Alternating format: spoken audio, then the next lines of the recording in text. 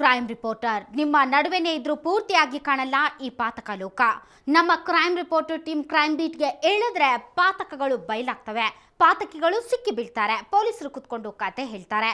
ಬನ್ನಿ, ಇಂತಹ ಅಪರಾಧ ಜಗತ್ತಿನ ಕುರಿತ ವಿಭಿನ್ನ ನೋಟವೇ ಈ ಕ್ರೈಮ್ ರಿಪೋರ್ಟರ್. ಇದು ನಿಜಕ್ಕೂ ವಿಚಿತ್ರ ಘಟನೆ. ಹೆತ್ತವರು ಮದುವೆಗೆ ಒಪ್ಪಲ್ಲ, ಮತ್ಯಾರೋ ನಿಂತು ಮಧುಮಕ್ಕಳನ್ನ ರೆಡಿ ಮಾಡ್ತಾರೆ, ನಂತರ ಶಾಸ್ತ್ರೋಕ್ತವಾಗಿ ಮದುವೆ ಮಾಡಿಕೊಂಡು ಸಂಸಾರ ಶುರು ಮಾಡ್ತಾರೆ. ಇಷ್ಟಾಗಿ ಕಳೆದಿದ್ದು 6 ದಿನ. ನಂತರ ಮನೆಯಲ್ಲಿ ಮಲಗಿದ್ದು ನವ ವಿವಾಹಿತೆಯ ಶವ.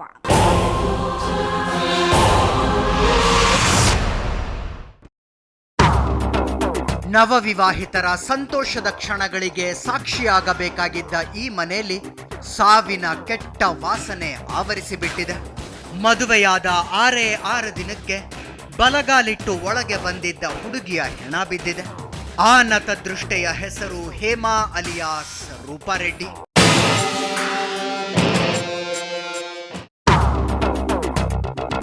ಆವತ್ತು ಮೇ 6, ವೈಶಾಖ ಮಾಸದ ಶುಕ್ಲ ಪಕ್ಷದ 3ನೇ ದಿನ. ಅದೇ ಅಕ್ಷಯ ತೃತೀಯ ಅಂತ ಕರೆಸ್ಕೊಳ್ಳೋದು. ಆವತ್ತು ಬಂಗಾರದಂಗಡಿಗಳಿಗಷ್ಟೇ ಜನ ಮುಗಿಬೀಳಲ್ಲ. ಸಾಕಷ್ಟು ಒಳ್ಳೆ ಕೆಲಸಗಳಿಗೆ ನಾಂದಿ ಹಾಡಲಾಗತ್ತೆ. ಬೇಕಾದಷ್ಟು ಜನ ಸಂಸಾರ ಶುರು ಮಾಡ್ತಾರೆ. ಮದುವೆಯಾಗೋದಕ್ಕೆ ಅದು ತುಂಬಾನೇ ಒಳ್ಳೆ ದಿನ ಅನ್ನೋ ನಂಬಿಕೆನೂ ಇದೆ. ಆ ನಂಬಿಕೆ ಈ ಹೇಮಾ ಮತ್ತು ಭರತ್ಗೂ ಇತ್ತೇನೋ. ಇಬ್ರು ಆವತ್ತೇ ಮದುವೆಯಾಗೋ ನಿರ್ಧಾರ ಮಾಡಿದ್ರು.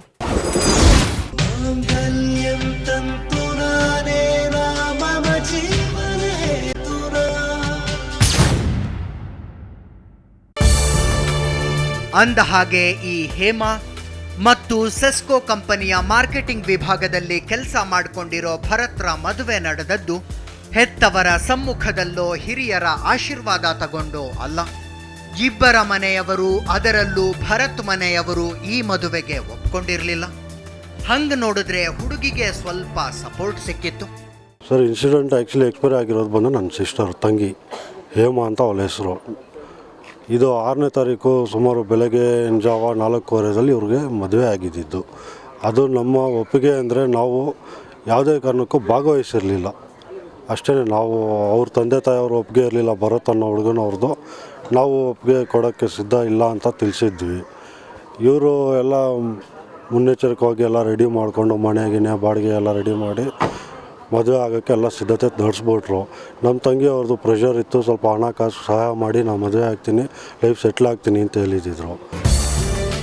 ಮದುವೆಯಾಗಿ ಸೆಟ್ಲ್ ಆಗ್ತೀನಿ ಅಂದ ಹುಡುಗಿಯನ್ನ ಅದ್ದೂರಿಯಾಗಿ ಗಂಡನ ಮನೆಗೆ ಕಳಿಸಿಕೊಡೋ ಮನಸ್ಥಿತಿಯಲ್ಲಿ ಹೇಮಾಳ ಮನೆಯವರಿರಲಿಲ್ಲ. ಯಾಕಂದ್ರೆ ಅವರು ಈಗಾಗಲೇ ಮಗಳಿಗೆ ಕಿರಣ್ ಅನ್ನೋ ಹುಡುಗನ ಜೊತೆ ಒಂದು ಮದುವೆ ಮಾಡಿದ್ರು. ಆದ್ರೆ ಈಕೆ ಅವನ ಜೊತೆ ಹೊಂದಿಕೆಯಾಗದೆ ಡಿವೋರ್ಸ್ ತಗೊಂಡಿದ್ಲು. ಅದು ಹೆತ್ತವರನ್ನ ಸಿಟ್ಟಿಗೆಬ್ಸಿತ್ತು. ಹಂಗಾಗಿ ಮಗಳ ಜೊತೆಗೆ ಮೊದಲಿನ ಮಧುರ ಸಂಬಂಧ ಉಳ್ಕೊಂಡಿರಲಿಲ್ಲ. ಅದರಿಂದಾಗೆ ಈಗ ಈ ಹುಡುಗಿ ಭರತ್ನನ್ನ ಪ್ರೀತಿಸ್ತಿರೋದು ಹೆತ್ತವರ ಗಮನಕ್ಕೆ ಬಂದಿರಲಿಲ್ಲ. ಲವ್ ಮಾಡ್ತಾಯಿದ್ರಾ ಇಲ್ಲ ಏನು ಅಂತ ನಮ್ಗೆ ಗೊತ್ತಿರಲಿಲ್ಲ. ಜಸ್ಟ್ ಕೇವಲ ಒಂದು ವಾರದಿಂದಷ್ಟೇ ನಮಗೆ ಪರಿಚಯ ಆಗಿದ್ದು ಭರತ್. ಪರಿಚಯ ಆಗಿ ಕೇವಲ 1-2 ದಿನಕ್ಕೆಲ್ಲ ಮನೆ ಮಾಡಿದ್ರು. ಮನೆ ಮಾಡಿ ಸಾಮಾನುಗಳೆಲ್ಲ ಶಿಫ್ಟ್ ಮಾಡಿದ್ರು. ಈಕೆ ಮದುವೆ ಮಾಡಿಕೊಂಡು ಸೆಟ್ಲ್ ಆಗ್ತೀನಿ ಅಂದಾಗ ಹೆಂಗೂ ಹುಡುಗಿಯ ಬದುಕು ಒಂದು ದಡ ಸೇರ್ಲಿ ಅಂತ ಇವರು ಅಂದ್ಕೊಂಡು ಸಣ್ಣಗೆ ಸಪೋರ್ಟ್ ಮಾಡಿದ್ರಾದ್ರೂ ಬಹಿರಂಗವಾಗಿ ಹೇಮಾಳ ಬೆಂಬಲಕ್ಕೆ ನಿಂತಿರಲಿಲ್ಲ. ಅವನೇ ಸೆಸ್ಕೋ ಇಂಜಿನಿಯರಿಂಗ್ ಪ್ರೈವೇಟ್ ಲಿಮಿಟೆಡ್ ಅಂತ ದೊಮ್ಲೂರಲ್ಲಿ ಏನೋ ಕೆಲಸ ಮಾಡ್ತಾಯಿದ್ದ, ಏನೋ ಮ್ಯಾನೇಜರ್ ಆಗಿ ಏನೋ ಇದ್ದಂತೆ. ನಮ್ಮ ಹುಡುಗಿ ಪ್ರಮೋಷನ್ಸು ಮಾರ್ಕೆಟಿಂಗ್ ಟೈಪು ಕೆಲಸ ಮಾಡ್ತಾಯಿದ್ಲು. ಏನೋ ಬ್ರ್ಯಾಂಡೆಲ್ಲ ಇಂಟ್ರೊಡ್ಯೂಸ್ ಮಾಡಿಕೊಂಡು ಸಿಸ್ಟಮಲ್ಲಿ ಮಾರ್ಕೆಟಿಂಗ್ ಇದ್ರಲ್ಲಿ ಕೆಲಸ ಮಾಡ್ತಾಯಿದ್ಲು. ಅವಳು ಒಳ್ಳೆ ವರಮಾನ ಇತ್ತು, ಒಂದು ಬರೋದು ಒಳ್ಳೆ ವರಮಾನ ಅಂತ ತಿಳಿಸಿದ್ದ ನಮಗೆ. ಸುಮಾರು 40,000-50,000 ರೂಪಾಯಿ ಸಂಬಳ ಅಂತ ಹೇಳಿದ್ದ. ಸರಿ, ಏನೋ ಲೈಫ್ ಚೆನ್ನಾಗಿರ್ತೈತೆ ಇವ್ರದ್ದು ಅಂತ ನಾವು ನ್ಯೂಟ್ರಲ್. ಇವರು ಸುಮ್ಮನಾದ್ರು. ಅವರು ಅವರಷ್ಟಕ್ಕೆ ಮದುವೆ ಮಾಡಿಕೊಂಡ್ರು. ನಂತರ ಹೇಮಾ ಭರತ್ ಸಂಸಾರ ಹೆಂಗ ಆರಂಭ ಆಗಿದೆ, ಯಾವ ರೀತಿ ಬದುಕ್ತಿದ್ದಾರೆ ಅನ್ನೋದನ್ನೆಲ್ಲ ನೋಡೋದಕ್ಕೆ ಇವರು ಬರಲೇ ಇಲ್ಲ. ಆದ್ರೂ ನವವಿವಾಹಿತರ ಮನೆಗೆ ಹುಡುಗಿಯ ಹೆತ್ತವರು ಬರಲೇಬೇಕಾದ ಸನ್ನಿವೇಶ ಸೃಷ್ಟಿಯಾಗ್ಬಿಡ್ತು.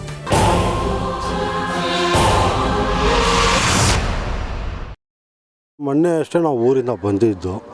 ನಿನ್ನೆ ನಾನು ನಮ್ಮ ತಂದೆಯವರು ಸ್ವಲ್ಪ ಕೆಲಸ ಇತ್ತು, ಹೊರಗೆ ಬಂದಾಗ ಫೋನ್ ಕಾಲ್ ಬಂತು. ನಮ್ಮ ಫ್ರೆಂಡು ಅಂತ ಫ್ರೆಂಡ್ ನಾನು ಫೋನ್ ತೆಗೆದು ಏನು ಅಂತ ವಿಷಯ ಕೇಳಿದ್ರೆ ಒಂದು ಬ್ಯಾಡ್ ನ್ಯೂಸು, ಈ ಥರ ನಿಮ್ಮ ಸಿಸ್ಟರು ಸೂಸೈಡ್ ಅಟೆಂಪ್ಟ್ ಮಾಡ್ಕೊಂಡಿದ್ದಾರೆ. ಏನು ಹೇಳ್ತೀರಾ, ಸೂಸೈಡ್ ಎಲ್ಲ ಮಾಡ್ಕೊಳ್ಳೋ ಹುಡುಗಿ ಅಲ್ಲ ಅದು. ಏನು ಎಲ್ಲಿದ್ದೀರಾ ನೀವು ಅಂದರೆ, ನಾನು ಸ್ಪಾಟಲ್ಲಿದ್ದೀನಿ, ಪೊಲೀಸರು ನನಗೆ ತಿಳಿಸಿದ್ರು ಈ ಥರ ವಿಜಯಪುರದಲ್ಲಿ ಇರೋದ್ರಿಂದ ನಿಮ್ಗೆ ಯಾರಾದ್ರು ಗೊತ್ತಿದೆ ನಾರಾಯಣ ರೆಡ್ಡಿ ಅಂತ ಕೇಳಿದ್ರು. ನಾನು ಗೊತ್ತು, ನಮ್ಮ ಫ್ರೆಂಡ್ ಅವ್ರ ತಂದೆ ಅಂತ ಹೇಳಿದ್ದೆ, ಅದಕ್ಕೆ ನಾನೇ ಹೋಗಿ ಸ್ಪಾಟಲ್ಲಿಂದ ನಿನಗೆ ಫೋನ್ ಮಾಡ್ತಾಯಿದ್ದೀನಿ, ನೀನು ತಕ್ಷಣ ಬಾ ಅಂತಂದ್ರು. ಸೂಯಿಸೈಡ್ ಅಟೆಂಪ್ಟ್ ಅಂತ ಹೇಳಿ ಕಳಿಸಿದ್ರಾದ್ರೂ ಅಲ್ಲಿ ಆಗಿರೋದು ಆತ್ಮಹತ್ಯಾ ಯತ್ನ ಅಲ್ಲ. ಆಲ್ರೆಡಿ ಇವರ ಮನೆ ಮಗಳು ಹೆಣವಾಗಿ ಹೋಗಿದ್ಲು. ಆಕೆಯ ಗಂಡ ಭರತ್ ನಾಪತ್ತೆಯಾಗಿದ್ದ. ಅವನು ಕಳೆದ 5-6 ದಿನಗಳಿಂದ ಆಫೀಸಿಗೆ ಕೂಡ ಹೋಗಿರಲಿಲ್ಲ. ಕಾಲ್ ಮಾಡಿದ್ರೆ ಫೋನ್ ರಿಸೀವ್ ಮಾಡ್ತಿರ್ಲಿಲ್ಲ. ಕಂಪನಿಯ ಕೆಲವು ಇಂಪಾರ್ಟೆಂಟ್ ಡಾಕ್ಯುಮೆಂಟ್ಗಳು ಅವನ ಹತ್ರ ಇದ್ದಿದ್ರಿಂದ ಅನಿವಾರ್ಯವಾಗಿ ಮನೆಗೆ ಜನರನ್ನ ಕಳಿಸಲಾಗಿತ್ತು. ಆಗ್ಲೇ ಹೇಮಾ ಸತ್ತು ಮಲಗಿರೋದು ಗೊತ್ತಾಗಿದ್ದು.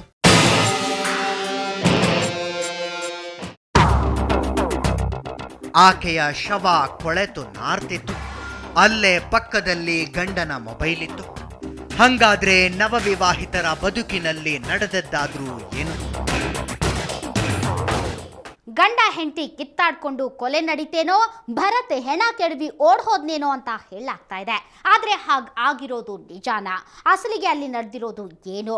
ಪ್ರೀತಿಸಿ ಮದುವೆಯಾದವರ ನಡುವೆ ಬೀಸಿದ ಬಿರುಗಾಳಿ ಎಂಥದ್ದು ಅನ್ನೋದನ್ನ ಒಂದು ಬ್ರೇಕ್ನ ನಂತರ ನೋಡೋಣ.